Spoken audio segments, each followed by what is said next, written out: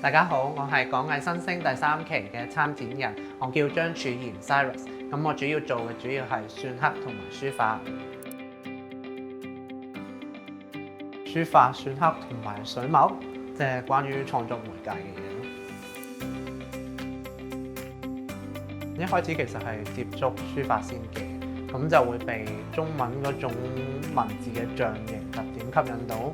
之後咧就純粹初係為咗想作品有一個自己嘅印可以填落去，咁就學篆刻啦。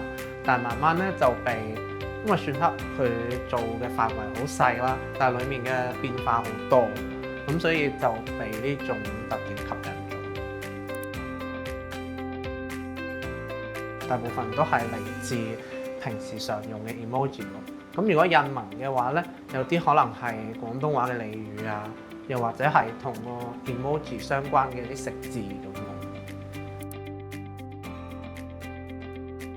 風的形狀咯，係咯，因為好似佢個名用咗一首流行歌，咁可以吸引下大家啦。咁細睇咧就會係一啲同風有關嘅圖像嚟嘅，譬如風鈴啊、風車啊、泡泡啊等等啦。我會想有各種唔同嘅裝裱呈現喺觀眾眼前嘅，即係除咗鏡框之餘，會唔會係有線面咧？咁或者係有卷軸咯，咁令到成件事更加豐富。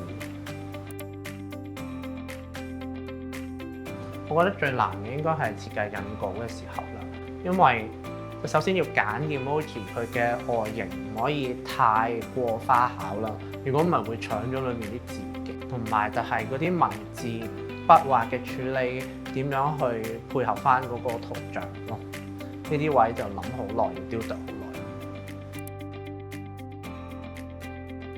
尤其是篆刻啦，因為佢本身好細，所以近距離嘅觀賞又或者係可以留意多少少細節咯，即係譬如筆畫嘅處理啊等等。咁今次嘅展覽咧就有好多唔同媒介嘅作品啦，繪畫、篆刻同埋陶瓷。咁大家嚟到咧就會見到好多唔同風格嘅作品啦。咁歡迎大家可以嚟睇睇啦。